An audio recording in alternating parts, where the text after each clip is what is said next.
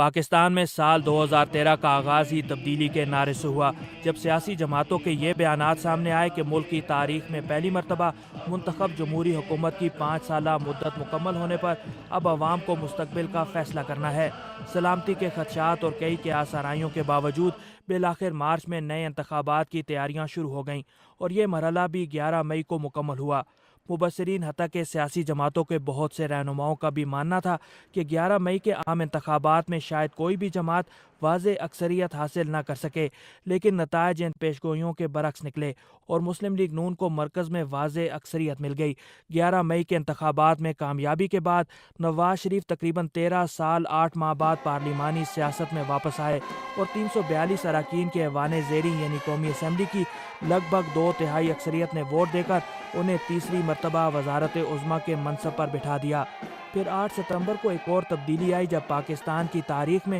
پہلی مرتبہ 5 سالہ مدت مکمل کرنے والے منتخب صدر آصف علی زرداری سے یہ منصب ممنون حسین کو منتقل ہوا۔ تجزیہ کاروں کا کہنا ہے کہ ملک میں پرامن انتقال اقتدار سے ایک نئی تاریخ رقم ہوئی ہے۔ اب دیکھنا یہ ہے کہ اس ٹرانزیشن کا پازیٹیو امپیکٹ کیسا ہوتا ہے، کیا آیا یہ ڈیموکریٹک انسٹیٹیوشنز کو اسٹرینتھن کرے گا یا ان کو ڈکٹیٹرشپ کی طرف لے جائے گا، یہ بھی ہمیں دیکھنا پڑے گا، کیونکہ ہماری پولیٹیکل پارٹیز جو ہیں ان کا کلچر کیا اس میں ٹرانسفارم ہوا کہ نہیں ہوا، تو یہ ساری چیزیں ہم دیکھتے ہیں۔ تو ٹرانزیشن جو ہے، اور اسپیشلی جس میں نیو پیسفل ٹرانزیشن جہاں ہو، جس طرح الیکشن میں چینج آف پاور بڑا پیسفل ہوا، پہلی دفعہ اتنے 5 سال کمپلیٹ ایک گورنمنٹ نے کی، دوسری گورنمنٹ آئی۔ اسی طرح جوڈیشری کا آپ نے ٹرانزیشن دیکھا کہ کانسٹیٹیوشنل ہوا، ملٹری کا ٹرانزیشن کانسٹیٹیوشن ہوا، تو اس سے ایک ہوپ جنریٹ ہوتی ہے کہ اس سال کی ٹرانزیشنز جو ہیں وہ فیوچر میں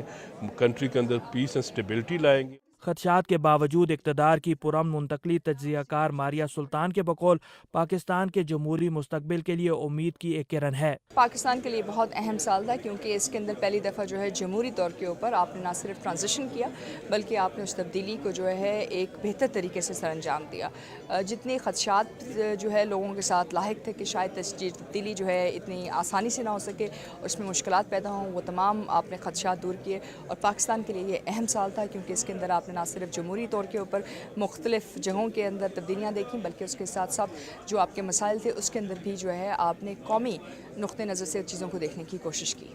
انتخابات پر کئی جماعتوں کی جانب سے دھاندلی کے الزامات بھی لگے اور چیف الیکشن کمشنر فخر الدین جی ابراہیم اپنے عہدے سے مستعفی بھی ہو گئے، لیکن تمام ہی جماعتوں نے نتائج کو قبول کر لیا۔ ملک میں سیاسی تبدیلی کی خاص بات یہ تھی کہ سبکدوش ہونے والے وزیر اعظم اور صدر نے نئی منتخب قیادت کی تقریب حلف برداری میں شرکت کی اور خوش اسلوبی سے اقتدار کی منتقلی کا عمل مکمل ہوا۔ محمد اشتیاق، وائس آف امریکہ، اسلام آباد۔